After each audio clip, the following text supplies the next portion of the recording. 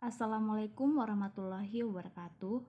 Perkenalkan, nama saya Trivana Melisa dari Prodi Pendidikan Biologi kelas 3A. Hari ini saya akan mempresentasikan tentang sistem regulasi manusia. Nah, pembahasan kali ini saya hanya akan menjelaskan mengenai sistem saraf pusat.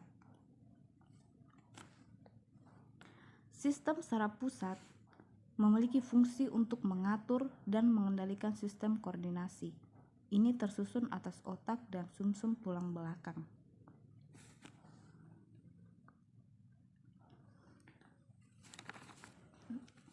Nah, bisa kita lihat gambar ini. Ini adalah gambar otak.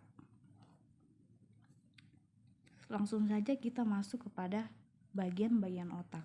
Yang pertama ada otak besar. Sesuai namanya, otak besar atau cerebrum merupakan bagian yang paling besar dan fungsinya juga paling banyak. Permukaan luar otak besar disebut korteks cerebri, dan bagian inilah yang terlihat saat kita membayangkan gambar otak manusia. Korteks cerebri adalah bagian otak yang melekuk-lekuk. Jadi otak besar ini seperti yang jelas kita lihat ini, dan korteks cerebri yang dimaksud adalah ini gambar yang melekuk-melekuk seperti ini, yang ada lekukannya. Otak besar dibagi menjadi dua bagian, kiri dan kanan, yang disebut dengan hemisfer. Hemisfer kiri dan kanan juga disebut sebagai otak kiri dan otak kanan. Keduanya dipisahkan oleh struktur seperti parit yang disebut visura interhemisfer dan visura longitudinal. Lalu, masing-masing hemisfer tersebut dibagi lagi menjadi bagian-bagian otak yang disebut dengan lobus. Masing-masing lobus otak memiliki peran dan fungsinya tersendiri.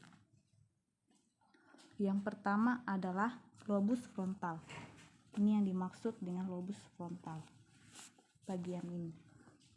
Lobus frontal adalah yang terbesar dibandingkan dengan lobus lainnya. Lobus ini terletak di otak bagian depan, kira-kira sejajar dengan tulang dahi. Ini ya, ini yang dimaksud lobus frontal. Fungsinya adalah untuk mengordinasikan perilaku yang memerlukan kemampuan tingkat tinggi, seperti kemampuan motorik, menyelesaikan masalah, perencanaan, fokus, dan menimbang baik dan buruk. Lobus frontal juga berperan untuk mengatur emosi serta mengatur impuls atau informasi rangsang. Kemudian yang kedua adalah lobus parietal. Lobus parietal terletak di belakang lobus frontal. Ini ya.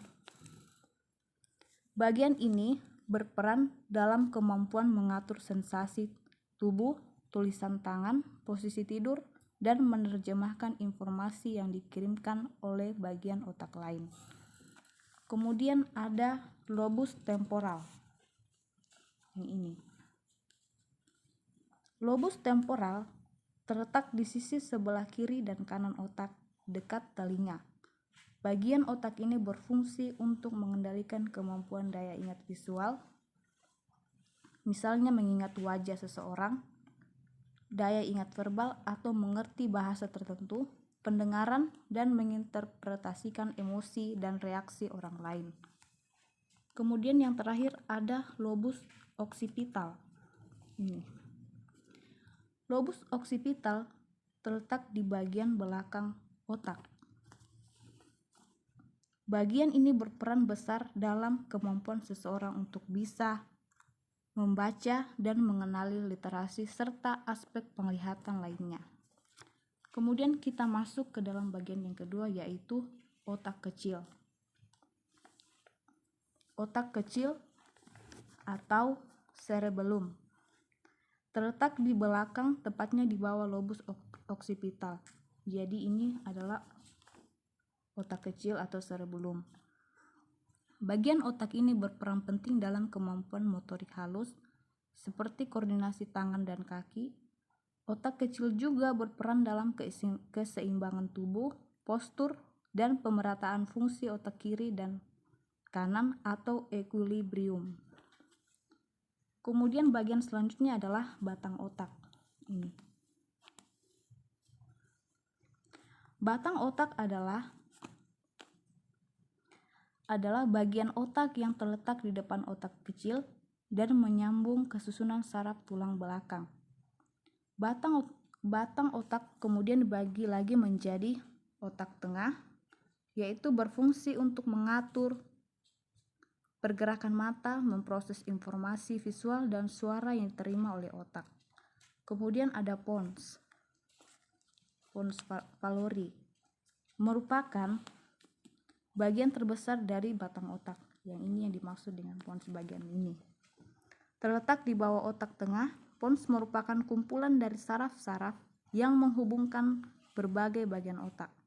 Pada bagian ini juga terdapat ujung awal saraf kranial.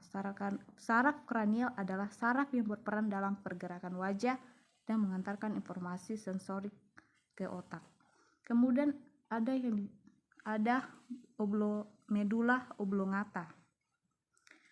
Medula oblongata adalah bagian otak yang terletak paling bawah. Bagian ini berfungsi sebagai pusat pengaturan fungsi jantung dan paru-paru. Kemudian ada talamus. Talamus adalah bagian otak yang terletak di atas batang otak dan fungsinya untuk memproses dan memindahkan informasi mengenai pergerakan sensori di otak. Jadi kalau misalnya ini terbelah, di dalamnya ini ada yang namanya talamus. Kemudian ada juga hipotalamus. Adalah sekelompok sel saraf yang terletak di dasar otak, dekat dengan kelenjar pituitari. Bagian ini berhubungan dengan banyak bagian lain dan bertanggung jawab untuk mengontrol rasa lapar, haus, emosi, suhu tubuh, dan siklus tidur.